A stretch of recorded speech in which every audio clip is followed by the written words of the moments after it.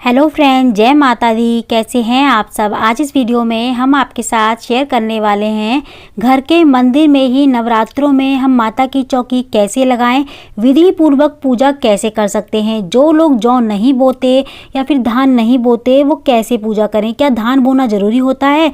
तो फ्रेंड्स देखिए, धान बोना हर एक किसी का ज़रूरी नहीं है, अपने मन की श्रद्धा है, मन के भाव हैं। अगर आप धान बोना चाहते हैं तो बो सकते हैं, वरना ज़रूरी नहीं है कि आपकी पूजा अधूरी है अगर आप धान नहीं बोएंगे। नहीं, पूजा करने के लिए, माता रानी के व्रत करने के लिए मन में भाव होना चाहिए, मन सच्चा होना चाहिए। बस कलश की स्थापना करना, नारियल रखना ये भी कोई ज़रूरी नहीं है, लेकिन कलश ज़रूर स्थापित करना चाहिए। हमको जल भर के एक लोटे में हमें ज़रूर रखना चाहिए। चाहे तो आप नारियल ना रखें, लेकिन जल भर के ज़रूर रखना चाहिए हमको। सारी जानकारी इस वीडियो में हमने डिटेल में आपके साथ शेयर की है कि घर के मंदिर में हम माता के नवरात्रे में पूजा कैसे कर सकते हैं विधि पूर्वक, वो भी। तो देखिए, बहुत सारे लोग जॉब करते हैं या फिर घर से सुबह निकलते हैं शाम को आते हैं, वो चौकी वगैरह नहीं लगा पाते या उनके पास इतना समय नहीं होता, या बहुत सारे लोग घर में के मंदिर में ही चौकी लगा के माता की पूजा करते हैं हमेशा से।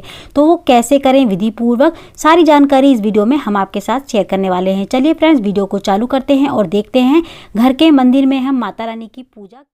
तो देखिए फ्रेंड्स, सबसे पहले हमको एक दिन पहले अपने मंदिर की साफ़ सफाई कर लेनी है, और नवरात्रे के पहले दिन हमको मंदिर में लाल कपड़ा बिछाना है सुबह, या फिर एक दिन पहले भी आप लाल कपड़ा बिछा के सारे भगवानों को साफ़ सफाई कर सकते हैं। जैसे कि धूल मिट्टी वगैरह थोड़ी जम जाती है तो उनको साफ़ कर सकते हैं साफ़ कपड़े से।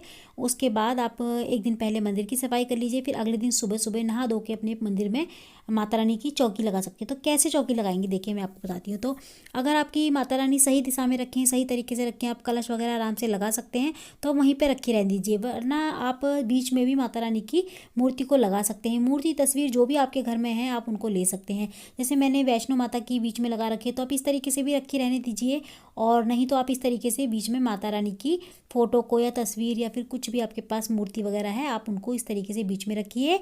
और सबसे पहले आपको अक्षत रखने हैं, जैसे कि मैंने रखे हैं, नीचे अक्षत बिछा देने हैं।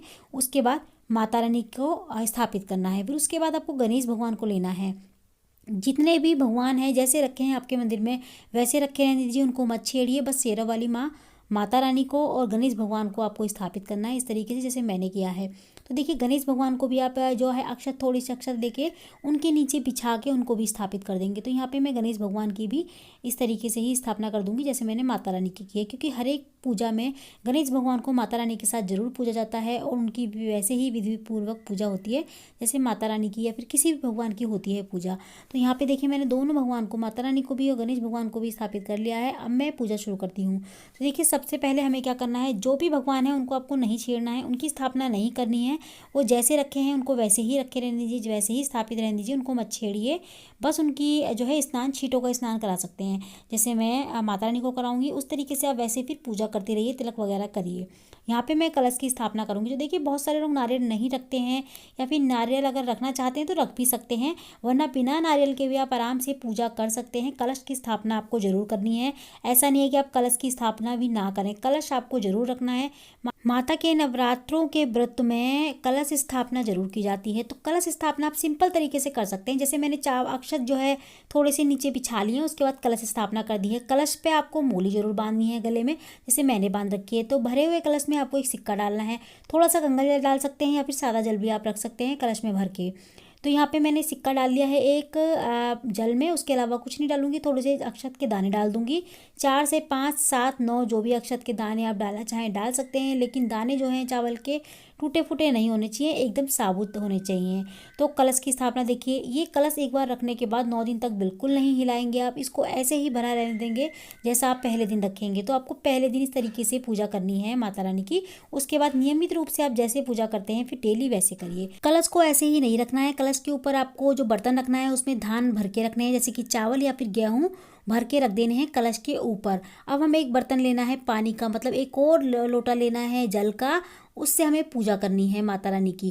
तो देखिए, हम सबसे पहले जलाएंगे दीपक। जैसे कि हमने कलश की स्थापना कर ली है, कलश को आप ऐसे ही स्थापित कर दीजिए, खाली नारियल मत रखिए। अगर नारियल रखना चाहते हैं इसके ऊपर तो नारियल भी स्थापित कर सकते हैं। यहाँ पे हम सबसे पहले जला लेंगे दीपक। तो देखिए डेली मर्रा में हम दीपक जलाते हैं, वैसे ही आपको सिंपल दीपक जलाना है। इस तरीके से दीपक जलाने के बाद आपको पूजा शुरू करनी है। तो सबसे पहले पूजा शुरू करने से पहले आपको दीपक जलाना है। दीपक के बाद आप बाकी की पूजा करेंगे। दीपक जलाने से पहले आप इतना कर लीजिए, जैसे कि चौकी वगैरह लगा लीजिए, माता रानी को स्थापित कर लीजिए, कलश स्थापना कर दीजिए। उसके बाद आप जो है दीपक जलाइए। दीपक जलाने के बाद हमने एक कलश के ऊपर एक फूल रखा है, तो देखिए चाहे तो आप कलश के ऊपर भी एक दीपक जला सकते हैं नारियल की जगह पे, अगर नहीं तो आप एक फूल जरूर रखिए। तो इस तरीके से आप फूल भी रख सकते हैं। अगर आप फूल भी नहीं रखना चाहते तो चलेगा, धान जरूर रखिए, लेकिन जैसे मैंने एक बर्तन भर के रखा है चावलों से, ऐसे ही आप कलश के ऊपर रख दीजिए।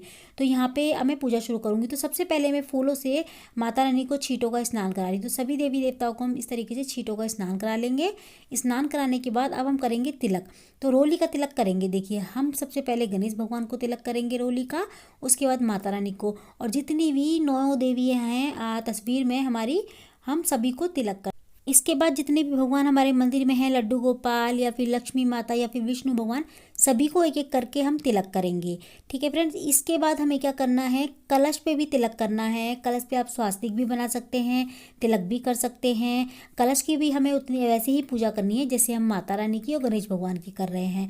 तो हमें कलश पे भी तिलक कर देना है, चाहे तो आप स्वास्तिक भी बना सकते हैं।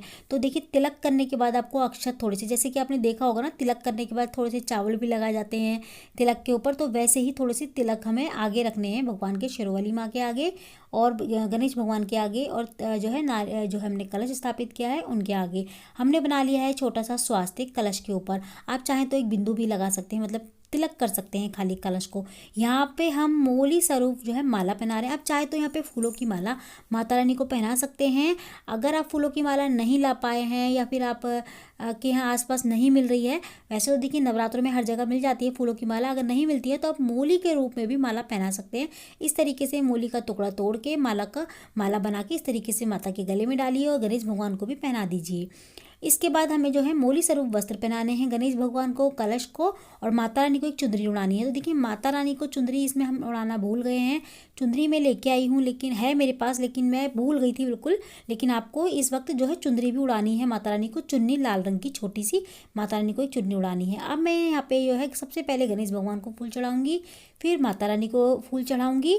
अब मैं कलश के आगे भी फूल रख दूंगी, और जितने भी यहाँ पे भगवान हैं सभी को हम एक एक करके फूल चढ़ा देंगे। तो देखिए अगर सभी को नहीं चढ़ा सकते आप, थोड़े से फूल हैं आपके पास, तो माता रानी को और गणेश भगवान को और कलश को ज़रूर फूल चढ़ाएं।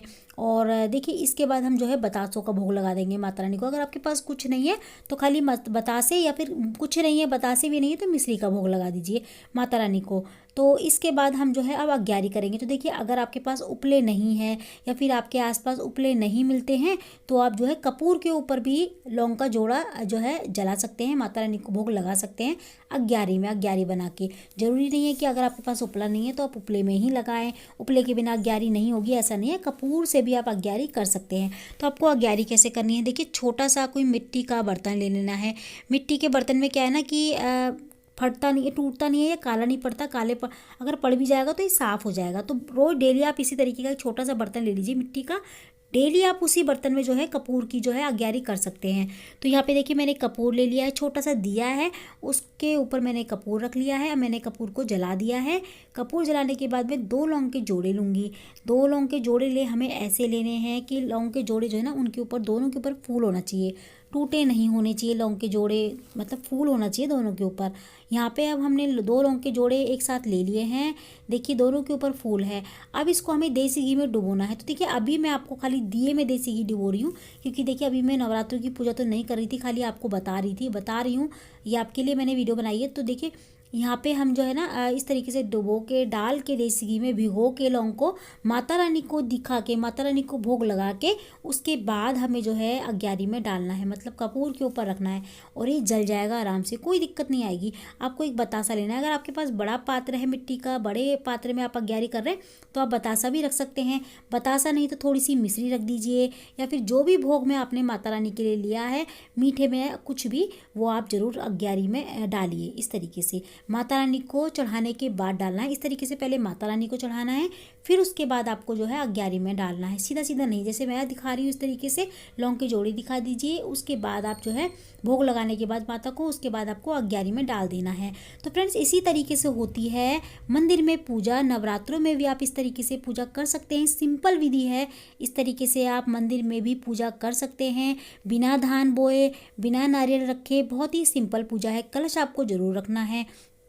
तो फ्रेंड्स ये सब करने के बाद, भोग लगाने के बाद, अग्यारी करने के बाद आपको गणेश भगवान की आरती करनी है। उसके बाद शेरों वाली माँ की आरती करनी है। उसके बाद आपसे पूजा करते में छोटी मोटी जो गलतियां हुई हैं उससे माता रानी से क्षमा याचना करते हुए आपकी पूजा जो है संपन्न होती है। तो फ्रेंड्स आज की वीडियो आपको हमारी कैसी लगी मुझे ज़रूर बताइएगा। तो मैं मिलती हूँ अगली वीडियो में ऐसी ही अच्छी सी एक और वीडियो के साथ। जब तक के लिए जय माता दी।